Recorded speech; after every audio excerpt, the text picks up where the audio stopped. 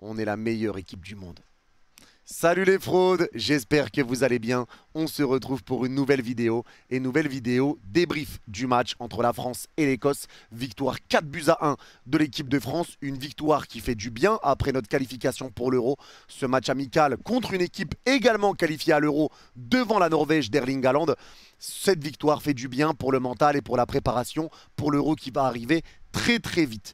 Maintenant, avant que ce débrief commence, merci à toutes les personnes qui ont été présentes sur le live. J'ai commenté le match en live, on l'a vécu ensemble. Merci à vous, vous avez été exceptionnels. Et merci à ceux qui prendront 2 secondes pour mettre le petit pouce bleu et le commentaire pour le référencement. Vous êtes les GOAT. Et on est tout de suite parti pour parler de ce match. Ce match où clairement la première mi-temps n'avait rien à voir avec la deuxième. Il y avait déjà 3-1 à la mi-temps, donc forcément en deuxième mi-temps on a levé un peu le pied, etc. Mais il faut le dire, on a affronté une équipe d'Écosse où beaucoup vont dire calmez-vous, c'est que l'Écosse. Mais non, l'Écosse est qualifiée pour l'Euro. L'Écosse est qualifiée pour l'Euro devant la Norvège. Et je le répète encore une fois, devant la Norvège d'Erling Haaland. Donc l'Écosse est qualifiée, ils sont deuxième derrière l'Espagne. Et ce n'est pas rien. On leur met quand même 4-1, on leur met vraiment un vrai score.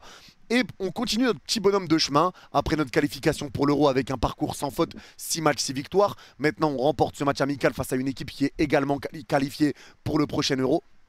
Ça va faire du bien dans les têtes. Ça va faire du bien dans les têtes, ça va faire du bien pour le mental et ça va faire du bien aux joueurs. Et surtout, on voit qu'il y a vraiment un groupe qui vit, un groupe qui se connaît bien et un groupe qui est content d'évoluer ensemble.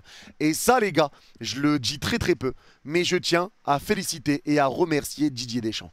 Parce que le travail que fait Didier Deschamps avec cette équipe de France, c'est vrai qu'il faut quand même en parler. C'est vraiment un excellent sélectionneur. C'est un sélectionneur qui laisse les joueurs un petit peu libres de faire un peu ce qu'ils veulent. Il donne des bonnes tactiques, voilà, c'est vraiment un très bon coach. Il arrive à motiver ses joueurs, il arrive à faire en sorte qu'ils soient impliqués, peu importe le match, à les mettre dans le match, même si c'est un match amical, il arrive à les laisser vraiment dedans. Il y a cette patte, cette touche de Didier Deschamps, et vraiment, on a, je pense, de la chance de l'avoir dans cette équipe de France. Donc vraiment, gros coup de chapeau à Didier Deschamps pour tout ce qu'il fait depuis qu'il est arrivé dans cette équipe. Parce que franchement, c'est vrai qu'on le dit très très peu, mais il fait un excellent travail. Maintenant, on va parler du match et on va parler de l'équipe. Et dans les 10 premières minutes, honnêtement, on fait un match qui est franchement à vomir. On fait un match abominable, on n'arrive pas à mettre un pied devant l'autre, on n'arrive pas à ressortir les ballons et on prend un but, on se fait punir sur une erreur de Camavinga, une passe qui est rendue directement à l'attaquant, enfin au milieu de terrain. En plus, Gilmour, le joueur écossais qui a plus qu'à frapper direct. On fait un mauvais match et on se fait punir sur une erreur.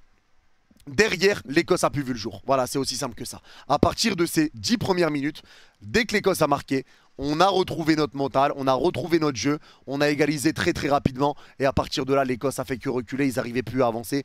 Ils gardaient la balle, ils arrivaient à la faire tourner. L'Écosse n'était pas ridicule, ils arrivaient à faire tourner ce ballon, mais devant, ils n'arrivaient absolument pas à avancer. On récupérait tous les ballons. Et même s'ils arrivaient à le conserver, à le faire coulisser, ils n'arrivaient vraiment pas à se créer de situations vraiment dangereuses. Maintenant, pour parler des joueurs, j'ai trouvé un Mike Maignan très très bon sur l'erreur de Camavinga. Mike Maignan ne peut pas faire grand chose. Maignan a été bon, il a fait 2 grosses parades en fin de match. Il a fait son taf, il a fait ses arrêts du match. Il n'a pas été alerté énormément, mais Maignan a fait le taf. Il a fait ce qu'il a eu à faire quand il a eu à le faire. Derrière, la défense éclose que j'ai tant encensé lors du dernier match de l'équipe de France face aux Pays-Bas. Ce soir, Klose a été décevant pour moi. Klose a été décevant, ça a été un flop. Il a été vraiment pas bon pour moi, que ça soit déjà dans les récupérations de ballon, dans le repli défensif, dans le jeu vers l'avant, dans ses décisions de passe. Il a mis beaucoup de passes en 6 mètres, beaucoup de passes en touche. Il a essayé de crocheter des joueurs, ça passait pas. Il faisait beaucoup de mauvais choix. Il a eu beaucoup de déchets. Il a commis des fautes, etc. Ça a été vraiment compliqué pour Klose. Ça n'a pas été le Klose qu'on a pu voir lors du dernier match contre les Pays-Bas. Et ça peut s'expliquer aussi par un mauvais match d'Ousmane Dembélé. Un Dembélé que j'ai trouvé qui a joué vraiment contre nature. C'est un joueur qui a beaucoup décroché, il est revenu beaucoup au milieu de terrain. On a pas mal de fois vu que Klose était devant Ousmane Dembélé. Donc Dembélé récupérait la balle au milieu, il repartait beaucoup dans l'axe, il redonnait beaucoup de ballons à la terre. Il essayait pas vraiment de jouer son jeu, Dembélé. Il essayait pas de jouer son jeu de percussion, de son jeu de vitesse. Après, est-ce que c'est lié au fait que l'équipe de France a beaucoup joué sur le côté gauche? Parce que clairement, Théo Hernandez et Mbappé, on en parlera après, mais ils ont été monstrueux. Mais c'est peut-être lié au fait que ça jouait beaucoup sur le côté gauche. Le côté droit a été un petit peu délaissé. Le côté droit a été un petit peu délaissé. Le danger venait vraiment du côté gauche à chaque fois que ça venait du côté gauche. Mais vraiment, j'ai trouvé un Dembélé pas au mieux, les gars, il faut le dire. Pour moi, il a vraiment joué contre nature. Il a eu du déchet. Il a eu des mauvais ballons. Il a eu des mauvaises passes. Même si en deuxième, il met un super ballon à Mbappé. Mais pour moi, voilà, c'est le fait qu'il n'a pas joué sur ses qualités, sur sa percussion, etc. Il a beaucoup essayé de repartir dans l'axe et de resservir l'axe. Et c'est peut-être une consigne de Didier Deschamps. Mais voilà, en tout cas, Dembélé, je l'ai trouvé un petit peu en dessous par rapport à d'habitude. Et Klose, franchement, décevant. Je le répète encore une fois, mais j'ai trouvé vraiment un Klose décevant. En tout cas, le côté droit était vraiment décevant pour moi ce soir. Mais surtout Klose, que j'ai vraiment pas trouvé bon. Et d'ailleurs, sur le but, sur l'erreur de Camavinga, ça vient d'une erreur de Klose. Hein. C'est Klose qui rate son contrôle. Ça donne une touche à l'Écosse. Touche écossaise. Camavinga rend le ballon et but derrière de l'Écosse. Donc ça part d'un mauvais contrôle et d'une touche cadeau pour l'Écosse. L'ouverture du score des Écossais. Derrière la défense centrale, Pavard Konaté. Pavard. Pavard, mesdames et messieurs. Pavard qui se prend pour Kylian Mbappé, Pavard qui se prend pour Lewandowski, Pavard qui nous met un doublé. Et honnêtement, j'aurais aimé qu'Mbappé lui laisse le penalty pour qu'il mette un triplé, ça aurait été historique, mais Pavard doublé. Il a vu le match qu'a fait Klose lors du dernier match contre les Pays-Bas, il s'est dit bon, là il y a un problème, va falloir le régler, et il l'a réglé. Il est venu, but sur corner, but de la tête, 2 buts de la tête, hein. Après sur la passe d'Mbappé, c'est lui qui met les 2 premiers buts. Il a été incroyable, il a été incroyable, il a joué limite numéro 9, vraiment, gros match de la part de Pavard, même défensivement il n'y a pas eu grand chose à faire, alors il a eu un petit peu de déchets de temps en temps, hein. Il a eu un petit peu de déchets, des ballons qu'il a rendus à l'adversaire, qui aurait pu coûter cher de temps en temps, mais voilà, il a eu légèrement du déchet, mais pour le match qu'il a fait, c'est clairement oublié. Pavard a fait vraiment un très gros match, doublé de sa part, c'est incroyable, et il faut se dire une stat qui est effrayante les gars, Pavard a 5 buts en sélection, Dembélé en a 4. Pavard a plus de buts marqués en sélection qu'Ousmane Dembélé. C'est quand même impressionnant les mecs. Même si Pavard a 52 sélections, Dembélé en a 40. Les gars, Pavard a plus de buts marqués en sélection qu'Ousmane Dembélé. Et ça, c'est quand même une stat qui est vraiment effrayante pour le coup. Pavard qui a eu en plus à la sortie d'Mbappé le brassard de capitaine, la première fois que Pavard goûte à ce brassard de capitaine avec l'équipe de France. Ça fait plaisir pour lui. Didier Deschamps lui fait confiance, Pavard lui rend bien. Et je pense que Didier Deschamps continuera de s'en servir. Il continuera de s'en servir parce que Pavard, ça reste malgré tout l'assurance sur le poste de latéral droit pour l'instant. Parce que Klose fait un bon match, maintenant il en fait un mauvais. Pavard reste l'assurance sur le côté droit, sur ce couloir droit de l'équipe de France. Donc pour lui prendre sa place, ça risque aussi quand même d'être un petit peu compliqué pour le bon vieux Benjamin Pavard. Mais vraiment, gros match de sa part et ça fait plaisir. En plus, lui qui est ch'ti et qui a vécu ce match à Lille, au stade Pierre-Mauroy, ça a dû lui faire du bien. Konaté pareil, que j'ai trouvé très bon les gars. Konaté a fait un très bon match défensivement. Il a été vraiment très solide. Même si encore une fois les gars, défensivement on n'a pas subi plus que ça. Donc c'est dur de juger un petit peu. Mais c'est vrai qu'il a récupéré pas mal de ballons. Il a coupé pas mal de passes. J'ai beaucoup aimé ses jaillissements. Il n'hésitait pas à monter un peu pour couper une ligne de passe et récupérer des ballons. Mais dans les relances, là ça a été plus dur. Dans les relances il a eu du déchet. Des ballons qu'il a tenté en profondeur. Des ballons à terre. Ça a été un petit peu plus dur dans les relances. Mais sinon j'ai trouvé un Konaté réellement impeccable. Très bon match de la part de Konaté, encore une fois pour l'équipe de France. Et Théo Hernandez sur le côté gauche, les gars, Théo c'est banger. Théo c'est banger parce que par sa vitesse, lui il sait faire les efforts, il sait monter, il combine très bien avec Mbappé et il revient très bien défendre. Théo Hernandez, les gars, vraiment s'impose à ce poste de latéral gauche de l'équipe de France. Mais le niveau qu'il montre, et je rappelle qu'il n'a pas été sélectionné pendant très longtemps, Théo. Hein. Pendant très longtemps, c'était Lucas qui était préféré à son poste. Il n'était vraiment pas sélectionné, pourtant il était déjà très bon avant. Mais là, les matchs qui est en train de nous pondre Théo Hernandez, et en plus son duo avec Mbappé, où ça se trouve très bien dans les 1-2, etc. Théo, très bon. Récupération de balles, repli défensif, vitesse, duo avec Mbappé, les appels de balles, les 1-2, les centres, les passes en retrait. Tout est parfait chez Théo. Tout a été parfait, j'ai vraiment été encore une fois impressionné, épaté du niveau de Théo Hernandez. Mais sur le couloir gauche, son duo avec Mbappé peut faire très mal pour la suite. On a déjà hâte d'être à l'Euro pour voir ce que ça va donner. Mais vraiment, le duo sur le côté, c'était impressionnant. Gros match, encore une fois, de Théo. Tchouaméni, Camavinga maintenant, alors je vais commencer par Camavinga. Camavinga qui a été fautif sur le premier but, c'est lui qui a donné le ballon, je le répète, pour l'ouverture du score écossaise. Mais je trouve qu'il s'est quand même rattrapé légèrement. Ça n'a pas été un bon match de Camavinga. Il y a quelqu'un qui m'a dit dans le chat une phrase qui pour moi est réellement le cas de Camavinga aujourd'hui. Il a joué en dessous de son niveau. Et pour moi c'est réel. Camavinga était un petit peu en dessous de son niveau habituel, en dessous du niveau avec lequel on le connaît. Peut-être que c'est forcément au début de match quand tu fais une erreur comme ça, peut-être que ça reste un petit peu dans les têtes, etc. Mais voilà, j'ai trouvé, même s'il s'est rattrapé les gars, il s'est quand même rattrapé. Mais j'ai trouvé un Camavinga en dessous de son niveau aujourd'hui. Maintenant voilà, c'était l'Écosse en face, donc on arrivait quand même à récupérer les ballons, on arrivait à ressortir tranquillement. Il a essayé pas mal de pressing, il a beaucoup pressé, il a fait beaucoup d'efforts, mais souvent en vain. Souvent il n'arrivait pas à récupérer le ballon, souvent il le perdait, il a eu aussi du déchet. Mais voilà, Camavinga a joué un petit peu en dessous de son niveau. Maintenant ça peut arriver encore une fois et on lui en voudra pas. Clairement sur un match tout peut se passer, ça arrive et c'est tellement rare pour le souligner. Mais voilà, pour l'instant en tout cas aujourd'hui j'ai trouvé un Camavinga en dessous de son niveau. Et Tchouaméni, encore une fois, bon. Bon, et ça suffit amplement parce que d'habitude je trouve un Tchouaméni exceptionnel. Aujourd'hui j'ai trouvé un Tchouaméni serein sans avoir le besoin de forcer. Des récupérations de balles, des replis défensifs, des ressorties de balles, des bonnes passes. Il a mis des très bonnes passes Tchouaméni. Il a tenté encore une fois des frappes de loin. Il a mis une frappe cadrée d'ailleurs. Tchouaméni a fait son match, les gars, et j'ai l'impression qu'il était en pantoufle, en grande détente, et il fait un bon match. Il fait un bon match, voire un très bon match, mais Tchouaméni continue, les gars, sur sa lancée. Moi, je le répète, et j'ai pas peur de le dire, pour moi, Tchouaméni fait partie des meilleurs joueurs du monde à son poste à l'heure où on parle. Il fait un début de saison monstrueux avec le Real, et là, même en étant en détente, il nous sort vraiment un gros match. Donc, encore une fois, impressionné par Tchouaméni. Pour moi, Tchouaméni est déjà indéboulonnable dans ce milieu de terrain de l'équipe de France. Alors, quel est le milieu à 3 avec Griezmann? Est-ce que ça sera Tchouaméni, Griezmann et Adrien Rabiot? Est-ce que ça sera Tchouaméni, Griezmann et Camavinga? Je pense qu'en tout cas, Tchouaméni, pour moi, a déjà d'ores et déjà validé sa place de titulaire. Pour moi, Tchouaméni est vraiment le joueur qui confirme à chaque match qu'il fait. Il confirme vraiment. Donc après, ça sera dans les choix de Didier Deschamps. Et ça peut être autre chose en fonction d'autres matchs, bien sûr. On sait aussi qu'il y a Fofana qui est là sur le banc. Et Fofana, quand il rentre, il fait des bons matchs. Fofana qui a été encore une fois solide aujourd'hui. Il a même eu une occasion pour marquer. Mais Tchouaméni vraiment solide dans son match encore une fois aujourd'hui, complet et vraiment je trouve un Tchouaméni très fort cette saison. C'était déjà le cas avant, mais cette saison il commence vraiment à passer un réel gros cap.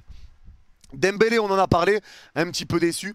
Et Griezmann encore une fois pour moi a été très bon. Et Griezmann les gars, il faut parler de sa qualité de passe parce que le corner c'est lui qui le centre pour Benjamin Pavard. Les passes qu'il a mis en profondeur pour lancer Dembélé, qui a relancé Mbappé, qui a raté l'occasion.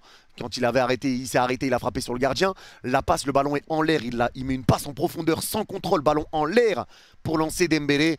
Les passes qu'a mis Antoine Griezmann, le pressing que met Antoine Griezmann. Ce joueur aussi est une pièce maîtresse de cette équipe de France. Et je trouve honnêtement qu'il se sacrifie beaucoup pour cette équipe de France. Il se sacrifie beaucoup et je salue ce que fait Griezmann pour le bien de l'équipe, pour que l'équipe tourne bien.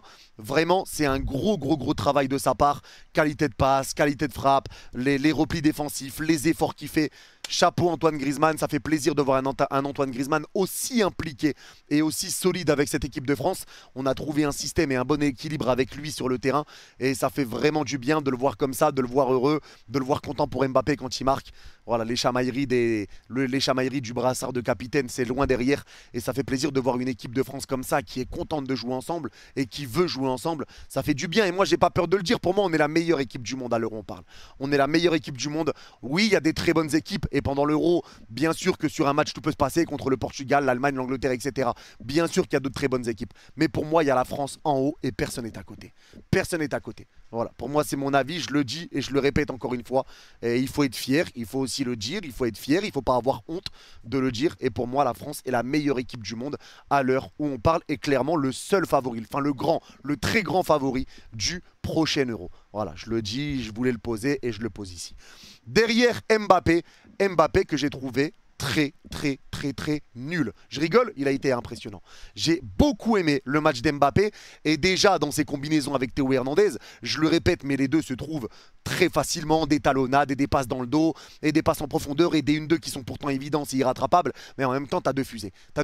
Quand tu as deux TGV qui arrivent, quand ils arrivent lancés, qu'ils arrivent de plein fouet, si tu le prends dans la gueule, tu claques. Et là, c'est ce qui se passe. Quand tu te prends de plein fouet Mbappé et Théo qui arrivent, même si tu sais ce qu'ils vont faire, tu peux rien faire. Tu peux rien faire hier et ils ont été impressionnants de collectivité tous les deux. Mbappé a beaucoup rejoué en arrière, il a fait jouer les autres, il a mis des bonnes passes. Il a mis des bonnes passes et moi qui dis tout le temps que Mbappé a une mauvaise qualité de passe, aujourd'hui les passes d'Mbappé ont été millimétrées.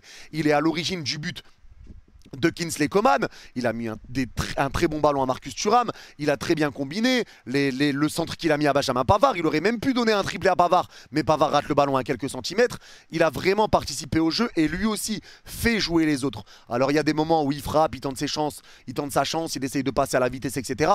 Mais je trouve qu'il essaye un peu de changer son style de jeu, où il essaye un peu de s'arrêter, de temporiser, de donner un bon ballon, de lui essayer de casser les lignes. Il avait dit qu'il voulait devenir playmaker et aujourd'hui pour moi il l'a très bien fait. Il l'a très bien fait parce qu'il a accéléré quand il fallait accélérer, il s'est arrêté quand il fallait s'arrêter, il a combiné en une touche quand il fallait combiner en une touche, il a fait jouer les autres quand il fallait faire jouer les autres, il a fait des appels quand il fallait faire ses appels, il a été parfait, il a été complet aujourd'hui pour moi Kylian Mbappé, forcément plus en première qu'en deuxième, la deuxième ça a été un petit peu un somnifère pour nous, mais c'est logique, il y avait 3-1, le match était plié, c'est un amical, donc ils ont levé le pied, l'Écosse n'était pas dangereuse, mais vraiment très bon match de la part de Kylian Mbappé, j'ai beaucoup aimé son match, un but, une passe D si je dis pas de bêtises. Encore une fois, c'est très complet, but sur penalty, mais but quand même. Et Olivier Giroud, il y en a encore une fois qui vont s'en prendre à Giroud, qui vont dire qu'il est nul, etc. Mais moi, les gars, Olivier Giroud, je le dis et je le répète, doit être titulaire dans cette équipe de France. Et ne me parlez pas de Marcus Thuram, ne me parlez pas de Kolo Muani. À la limite, Nkunku, on verra ce que ça donnera quand il reviendra de blessure et qu'il aura un petit peu de temps de jeu avec les Bleus. Mais pour moi, Olivier Giroud doit être un titulaire indiscutable dans cette équipe de France au poste de numéro 9. Parce qu'il y en a qui vont encore dire que oui, Giroud ne n'a pas marqué, Giroud n'a pas fait de passe décisive, mais Giroud récupère le penalty, faut pas l'oublier. Giroud attire des défenseurs pour laisser l'espace sur le côté, il attire des défenseurs sur lui, il fait des très bons appels de balles, il est très fort dos au but pour des remises en une touche, il fait jouer les autres, il n'est pas égoïste. Giroud, les gars, pour moi, c'est typiquement le joueur qu'on a besoin dans cette équipe de France, même s'il ne marque pas le travail qu'il a sans ballon, le poids qu'il apporte sur une défense, parce que si tu laisses Giroud seul, t'es mort, hein, tu le sais très bien. Donc le poids qu'il met sur les défenses adverses, ça joue, ça pèse et forcément ça libère de l'espace, parce que des joueurs se mettent sur Olivier Giroud. Et dos au but, je le trouve vraiment très bon pour ressortir des ballons à une touche, etc. Donc Giroud pour moi doit être titulaire pour l'instant pour l'Euro à venir. Maintenant l'Euro c'est loin. Mais vraiment Giroud titulaire dans cette équipe. Pour moi il n'y a pas de débat. Et ensuite je vais revenir sur l'entrée de Kingsley Coman. Et là pour moi il y a clairement une question qui se pose entre Coman et Dembélé. Parce que Coman a fait un très bon match contre les Pays-Bas. Et il fait un excellent match ce soir. Il fait une entrée où bizarrement, parce que tout à l'heure j'ai dit que le jeu tournait beaucoup sur le côté gauche. Mais quand Coman rentre, et bah bizarrement Klose est déjà un peu moins mauvais. Et le jeu passe beaucoup plus à droite, bizarrement. Et parce que tout simplement, Coman a été très bon. Il a mis un but, il a été buteur. Il aurait même pu être passeur décisif. Il a mis des bons ballons, des très bons ballons en profondeur. Il a joué simple, il a dribblé quand il fallait dribbler. Il fait une très bonne entrée. Il aurait pu être passeur décisif sur la frappe de Marcus Thuram qui frappe la barre. Mais pour moi, les gars, Kingsley Coman, à l'heure où on parle, doit être titulaire devant Ousmane Dembélé dans cette équipe de France. Et c'est pas une mauvaise chose, les gars, parce que ça nous donne une grosse cartouche sur le banc. Et peu importe qui est sur le banc entre les deux, Dembélé ou Kingsley Coman. Mais pour moi, Coman doit être titulaire dans cette équipe de France pour l'instant. Je trouve que lui est vraiment beaucoup plus adapté, beaucoup plus décisif et il apporte beaucoup plus de danger. Maintenant, ça sera à Didier Deschamps de faire des choix. Mais là, Kingsley Coman est vraiment sur une bonne pente avec l'équipe de France. Il montre vraiment un bon visage et il est vraiment bien adapté à cette équipe. Je trouve qu'il apporte plus qu'un Ousmane Dembélé à l'heure où on parle. Maintenant, on verra sur les prochains matchs. Est-ce que Dembélé arrivera à montrer aussi autre chose? Faut pas oublier aussi que Dembélé revient de blessure, les gars. Il n'a pas joué le dernier match contre les Pays-Bas. Il n'avait pas beaucoup de temps de jeu dans les pattes. Donc c'était peut-être un petit peu compliqué pour lui. Et moi, je le répète, j'ai trouvé un Dembélé qui a joué contre nature. Il n'a pas essayé de pousser sur sa vitesse, sur ses dribbles. Il a beaucoup resté au milieu de terrain, beaucoup repartir dans l'axe pour redonner le ballon au milieu. Et vous pouvez vous remettre le match, les gars, vous allez le voir. Pour moi, il y a eu de ça. Il n'a pas joué avec ses qualités. Il a joué un peu contre nature. C'est peut-être lié au fait qu'il revient de blessure et qu'il ne voulait pas rechuter. Mais en tout cas, il y a un vrai match entre Dembélé et Coman. On verra ce que ça donnera. Aujourd'hui, Marcus Thuram a mis une bonne passe, il n'a pas la passe décisive, mais il a mis une bonne passe sur le but de Kingsley Coman. Il a mis une barre derrière, mais Marcus Thuram un petit peu inquiet pour moi. C'est peut-être encore un petit peu léger, en tout cas bien sûr pour une place de titulaire. Peut-être un petit peu encore léger, mais Marcus fait une très bonne entrée. Il aurait pu être buteur, il ne l'a pas été, mais il fait une bonne entrée. Et Kolo Muani, il restait très peu sur le terrain, donc très compliqué à juger également. Mais ça a été un match dans la globalité où il y a eu quelques flops. Bien évidemment, il y a eu quelques flops, il y a eu des bons joueurs, Mais voilà, dans la globalité, c'est un match maîtrisé par l'équipe de France. Un match où on a montré un très bon visage. Un match qui va nous mettre en confiance parce que depuis que Mbappé est capitaine, c'est 7 matchs, 7 victoires. C'est aussi simple que ça. Donc voilà, en tout cas, l'équipe de France nous a montré un beau visage. Ça a fait plaisir de voir l'équipe de France jouer comme ça pendant cette trêve internationale. Et on les retrouvera de façon très très rapidement. Pour l'instant, c'est la fin des matchs en sélection. On se retrouve samedi pour le match des clubs et du Paris Saint-Germain, notamment face à Strasbourg. Dimanche, bien sûr, le match du Barça contre l'Athletic Bilbao. C'est les prochains matchs qu'on commentera. On sera sur Twitch jeudi à 19 h tranquillement pour un live en détente pour ceux qui veulent venir. Mais en tout cas, voilà, n'hésitez pas à me dire en commentaire ce que vous avez pensé, vous, du match. Est-ce que vous êtes d'accord, pas d'accord avec moi sur mes analyses? Mais voilà, j'ai parlé longtemps aujourd'hui, mais il y avait quand même pas mal de choses à dire. Ceux qui ont regardé le débrief jusqu'au bout, n'hésitez pas à mettre écharpe en commentaire. Je comprends que vous étiez là jusqu'au bout. Prenez soin de vous. Prenez soin de vous, c'est le plus important. Et à bientôt. Bye bye.